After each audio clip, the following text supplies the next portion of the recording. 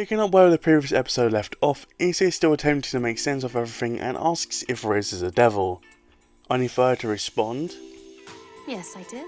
That's because I am one. I also told you I'm your master. I like the name Issei. I'll let you keep it. We then move to the school where they are both making their way to class, as his friends are envious of his new status now that he's walking with Rias.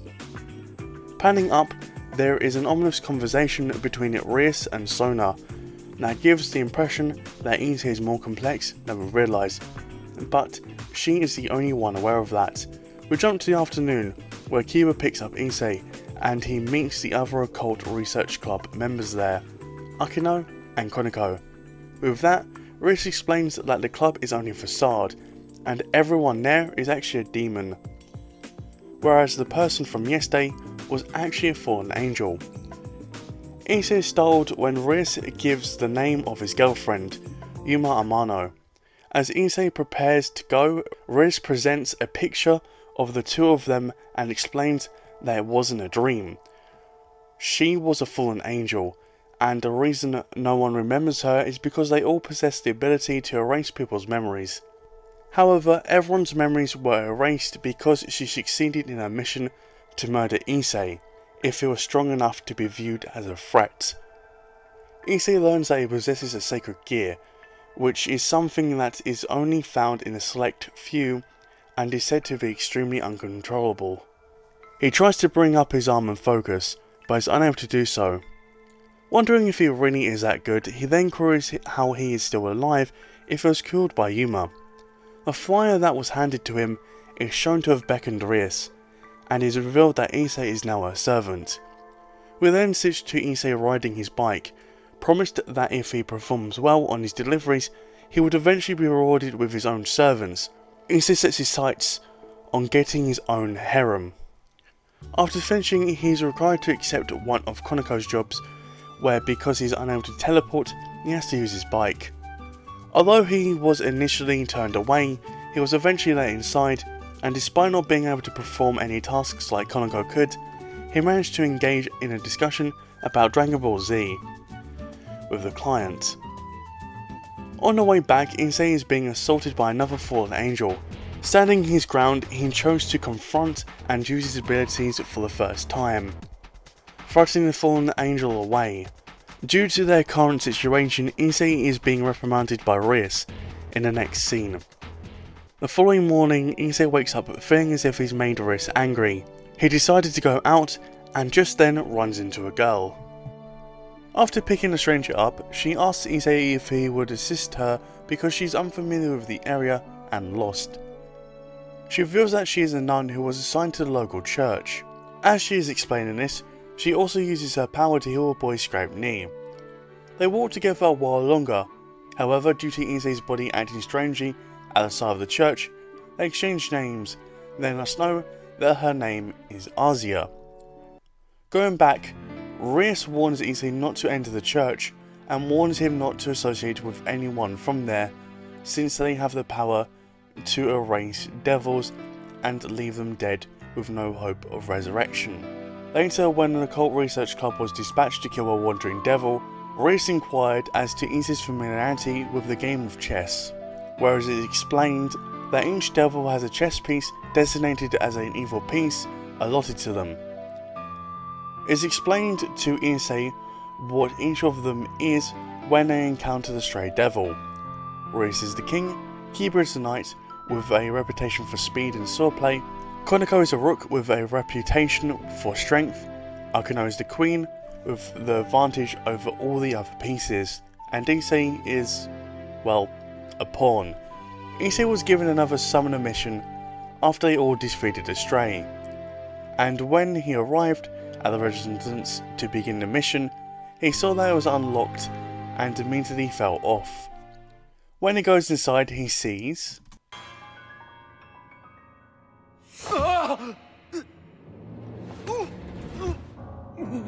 holy shit! Punish the wicked. Words to live by. Yes, wise advice to heed from a holy man. Issei is currently engaged in combat with a priest when he overhears a familiar voice. Issei. They exchange glances as Issei reveals that he's a devil and begs for forgiveness for not being honest with her. Issei intervenes, but the priest stabs her. Issei becomes furious and fights the priest despite being outmatched. But the club intervenes and stops the priest and saves Issei. Issei goes to apologize, but Rias, angered that the priest attacked Issei and feeling as she put Issei in harm's way, apologizes to him. They teleport away as reinforcements approach, but Issei makes every effort to save Issei. Unfortunately, he cannot.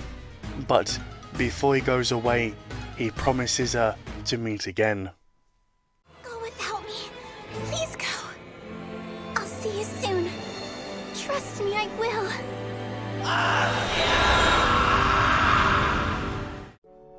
All Issei could think about after he recovered was Issei, where he made the decision to train in an effort to win her back. Issei just so happens to meet Issei while working out in the park. After that, they go on a lunch together, and Issei demonstrates to her how to properly eat a hamburger. Issei responds that she wanted to take advantage of the nice weather when Issei inquires to why she bumped into him. Issei then decides to take Issei on a date. Issei treats Issei's wounds at a fountain after they started acting up. Issei then goes on to tell that she was abandoned at a church and that when she was 8 years old, she helped a puppy that had wandered inside the building. However, when she healed a devil one day, the church forced her to flee and join the fallen angels. Even though she despises what they do, she still hopes one day that she will accomplish her dream. What are your dreams? To make lots of lifelong friends. To get to know them well and do cool things. To be able to have fun together and care for each other. It's kinda silly. Honestly, I'd be happy to have any friends. Where Issei asserts that the two of them are friends regardless of what others may say. When an unsuspected familiar voice starts to talk, it's Hyoudou, who we now know is named 𝕋𝕤𝕤𝕒𝕤𝕒. When we learn that Issei was actually out because she fled, Issei is ready to face 𝕋𝕤𝕤𝕒. However, we do learn something intriguing, namely how frequently Issei is mentioned as someone to watch out for by higher ups. Issei heals him when he is stabbed in the chest, but 𝕋𝕤𝕤𝕒 proves that she is still too strong. Thus, Issei agrees with 𝕋𝕤𝕒 to save Issei. We then shift to Rias slapping Issei and urging him to forget about Issei. Angry, Issei begs to be let go because he's only a pawn piece in the game. However, Rias demonstrates that pawns have the ability to possess the qualifications of other pieces in the game, but only if they move into territory that the king has designated as enemy territory. Additionally, Rias informs Issei of his sacred gear by saying that the more powerful his emotions, the stronger he becomes. With that, Rias and Akino have to depart, saying to Issei to not be a fool, that a devil on his own could not defeat them. After they leave, Issei made the decision to enter the Fallen Angels Church. Rias had a second meaning to what she was saying, however, which allowed help from Kiba and Koneko, as Kiba pointed out. Koneko, Issei and Kiba have now left the church. Before entering, Kiba said this. Besides, fallen angels aren't exactly my favorite things in the world. The truth is, I hate them. Koneko is the first to smash in the door, and they go inside and they encounter the priest one more time, who informs them that Issei is beneath them in the basement, but they will need to go through him to get to her. The main person to fight him is Kiba, who demonstrates his possession of a sacred gear. As a result, Issei turns on his promotion into a rook in order to tank the shots and hit his target. Freed leaves, knowing he's outmatched, but it's too late.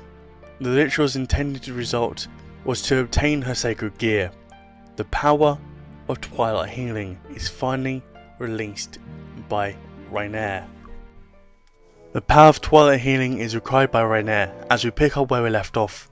With that, Kiba and Koneko clear the way for Issei to vanquish 𝕋𝕤𝕒𝕒 and ideally save Issei. We discover that 𝕋𝕤𝕒 has been pursuing this power for years, and has even gone up against her superiors to do it.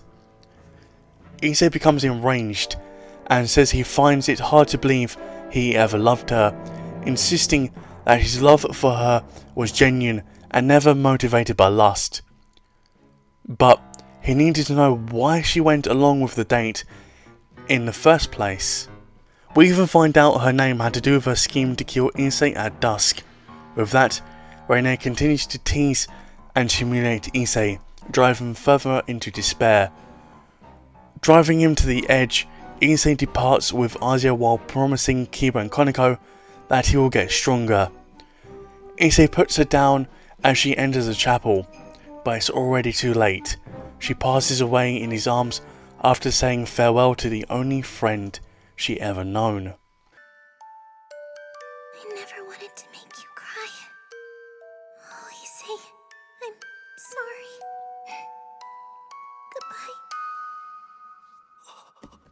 All Issei can do is beg for her to come back and ask God for forgiveness for her choosing to associate with the devil. We then come back to 𝕋𝕤𝕒 as she is mending her injuries before going up against Issei. Issei, however, is not buying what 𝕋𝕤𝕒 is saying and is growing increasingly irritated by a defense of why she was justifying to kill Asuya. Her making fun of Issei causes him to finally snap, his sacred gear activation and making him even angrier than before. He launches an attack, however it was still inefficient, leaving him no choice but to turn to Satan for assistance and plead for power. All Issei can do is endure the suffering from his wounds, but he is releasing a new surge of power that frightens 𝕋𝕤𝕒, making her want to run away. But it's already too late. You won't get away, bitch! No, I have the supreme power! This one's for us!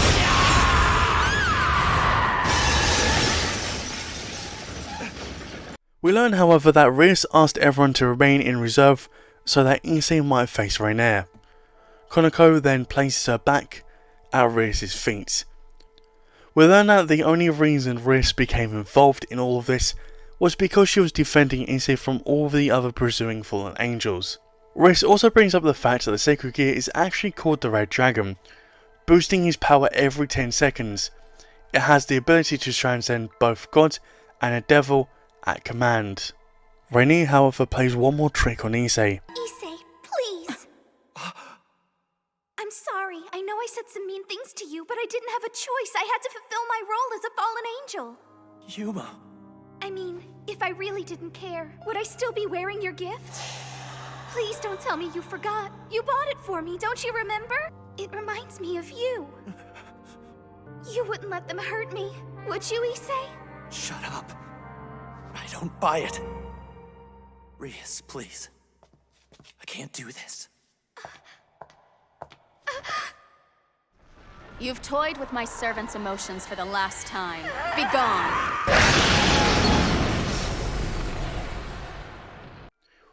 With that, Rias gives Asuya the sacred equipment and Issei apologizes for his mistake. However, all is not lost and Rias brings her back as a devil.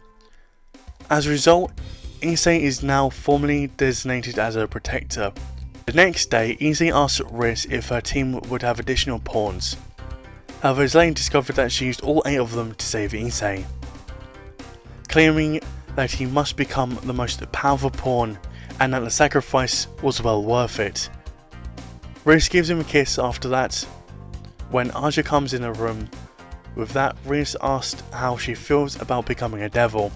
However, Asuya says that she has no regrets, that she is glad to be with Issei.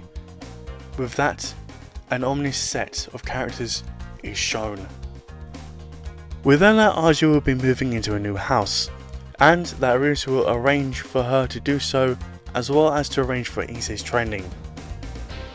We learn that they are waiting for Asuya when Issei begins his training with Rias the following morning. Asuya is now staying at Issei's residence, with Rias stating that it would be a wise move for Asuya to learn to be a good wife. However, when Issei asked if they really have to go through the marriage, she says, If you're lucky. You okay?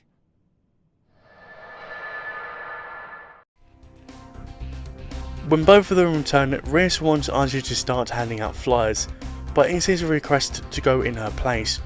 With that, Issei starts to meet new individuals as he travels. The next day, when Issei skips class, we jump to him waking up to find Rias with him, with Rias telling him that she'll be going with him to form a pack. They encounter an otaku, where she begs for help getting her together with her crush and get a notepad. And so concludes episode 6 with them getting together. While there wasn't much to talk about in episode 6, this has been a fantastic story overall.